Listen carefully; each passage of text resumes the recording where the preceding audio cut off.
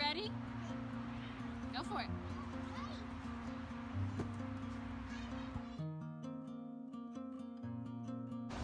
Hello, my name's Elizabeth. I have taught an early childhood education all over Austin for the last 7 years. I have experience in art education, informal STEAM programs, and as well as in traditional preschool classrooms. For the last couple of years, I've worked at Nature's Way, which is a nature preschool enrichment program run by the Austin Nature and Science Center that provides children with immersive outdoor experiences. In our first video on nature play, I talked a bit about risks in nature and gave a description of what a risk assessment is. Today, we're going to talk more about the difference between risk and hazard and the importance of risky play in early childhood, as well as give you a few tips on hiking with young children. At Nature's Way, we hike every day with our students. Our goal is to empower children with the skills needed to identify risk and perform their own risk assessments. Studies show that by allowing children to participate in some risky behavior, they cultivate self-esteem, confidence, empathy, resilience, self-awareness, and compassion. Taking risks allows children to feel challenged, develop problem-solving skills, test and build strength, find limits, and build spatial and social awareness. A risk is a situation that has the potential to be dangerous, while a hazard is something that is inherently dangerous. Now, these definitions might seem a little bit subjective, and they are. There are some things that are going to be hazardous for everyone, such as like a plank that has nails in it. That is dangerous and an excessive risk for anybody involved. However, there are other things that might be dangerous or hazardous for one child, but simply a risk for another. So this could be climbing over a tree or over boulders. Some children are going to have the gross motor skills to do that safely, and others aren't. These adults' role in these situations is to model performing risk assessments to children by asking guiding questions and to identify inherent hazards in an environment. Many of the things children love to do outdoors, including playing with sticks, climbing over boulders, or stacking heavy rocks, have elements of risk. So when you're looking at risky play, it's important to realize the myriad of benefits that come from play. When assessing risk, you need to ask yourself, do the benefits outweigh the risk? So we're talking about risks in the context of hiking, because that's something I do on a daily basis with children. But you can use these questions and strategies even in your own backyard when assessing risk. So let's talk about how to set rules and guidelines to ensure safety during your hike. We want children to respect the environment, but they shouldn't feel overwhelmed by the number of rules and regulations. At Nature's Way, we focus on a few very simple guidelines that keep children safe and the environment preserved without, overwhelming with too much information. So we talk about these rules and promises before we even go out on the hike. And the first are, stay together, stay on the trail, keep nature in nature. 3 big overreaching guidelines and promises that help keep everybody safe. It is essential to explain the why behind the rules. So ask students and children, why do we need to stay together? Even young children express a need to stay safe and to not get lost. We emphasize the rule stay together over and over and over again and have children repeat it back to us, since it is truly the most important rule when hiking with children. Next, why do we want to stay on the trail?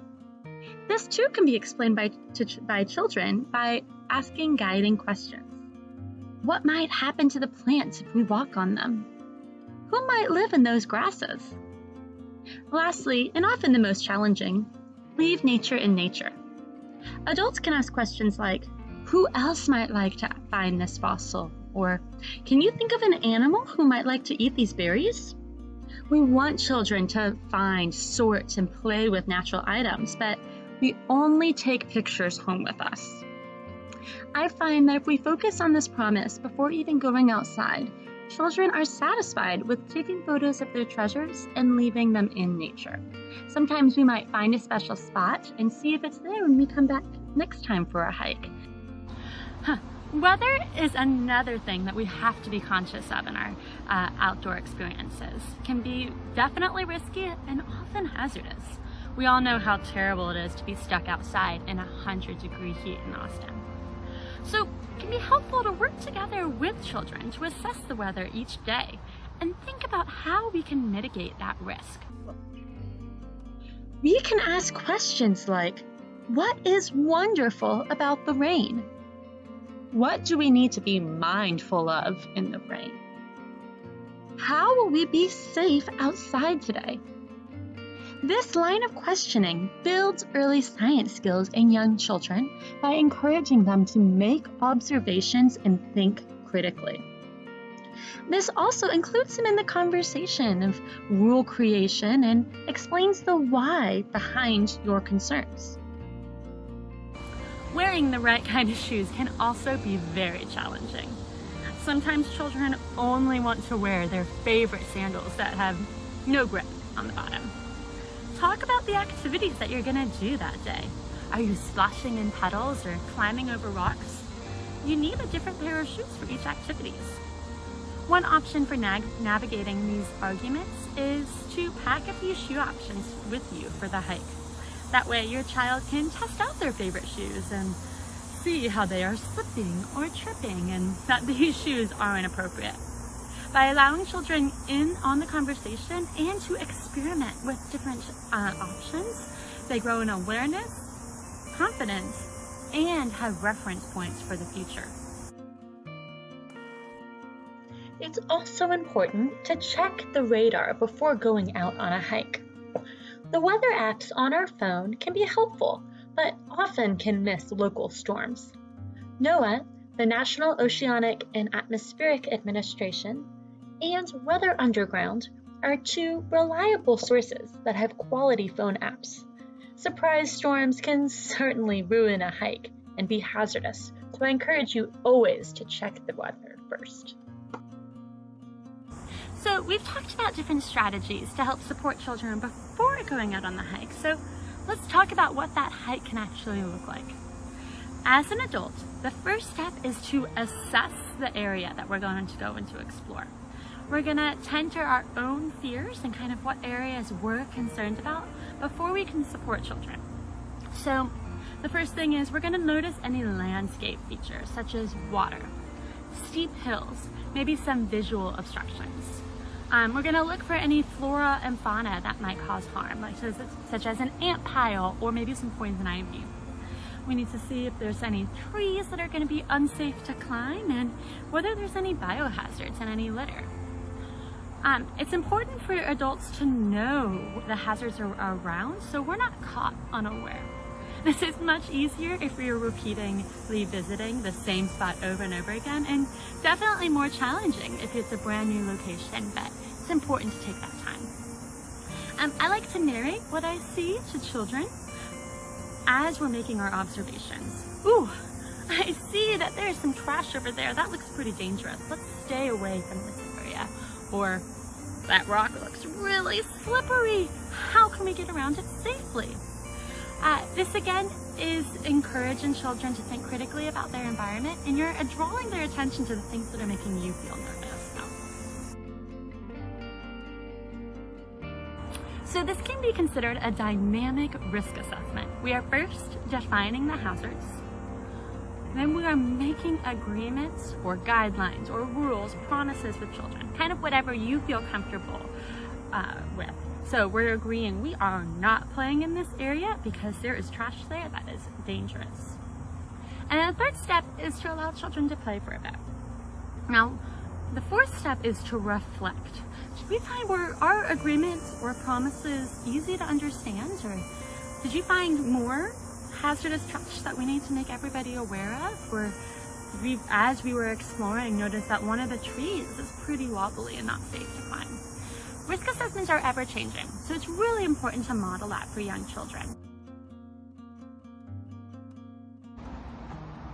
It's helpful to remember that the importance of one risk for one adult. That means that if one child is climbing over this big boulder and that's a risky behavior for them, we need to stand up and come be very close to the child to support them. So if you're out hiking with 3 or 4 children, you need to make sure the other children are doing something relatively safe, like searching for fossils or maybe sorting through rocks. So it's a pretty low risk behavior, and you can be there primarily to support the child in the risky behavior. This is something that I find children respect. If it's explained beforehand, they can understand that they can't all climb up in the tree at once. Often an adult's instinct when they see risky behavior like climbing up these rocks, our first instinct is to say, be careful. That's totally valid and fair, but in the end, does more harm than good. It makes the child feel pretty nervous when they hear an adult yelling, be careful at them, and it doesn't give them anything specific to do. Instead, we offer support to children during risky play. One approach is to encourage a child's awareness through questions and observations like, notice how these rocks are slippery. Do you see your friends in front of those tires? Or try moving at your feet slowly down the rock, or try putting your hands down. Can you hear the singing birds above you, or hear the rushing water beneath your feet? Do you feel stable in that tree? Or you can ask problem-solving questions like, what's your plan for carrying that very large stick through the creek bed? Or how are you going to climb that tree? We've found that when we see something that seems overly risky or borderline hazardous, this line of questioning either lets the child provide insight to a potentially dangerous situation they've already thought through, or forces the child to create a plan and evaluate the risk associated with their actions, even if they have not previously done so. For example, a child is climbing a tree with increasingly thin branches. We might notice the branches at the bottom seem very strong, but at the top they get smaller and smaller. Where are you planning to climb to? The child has to think about the answer to that question before they can continue. Or, I see you're having fun with your robot tube arms, but how are you going to make sure your friends are safe around you? Now, there are going to be times when you're hiking with children that the play is excessively risky and becomes hazardous. So there are a few strategies that an adult can take in these situations. One might be to simply move your body closer to a child that's participating in a risky behavior, like I explained earlier. Another strategy can be, if we're tree climbing specifically, we can say things like, show me your biceps, show me your strong muscles.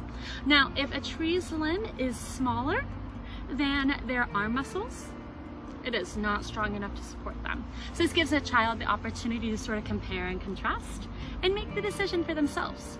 I'll also encourage children to shake the tree, and if it wobbles too much, then that's not a safe situation. That's not a tree that's safe enough or stable enough for us to climb.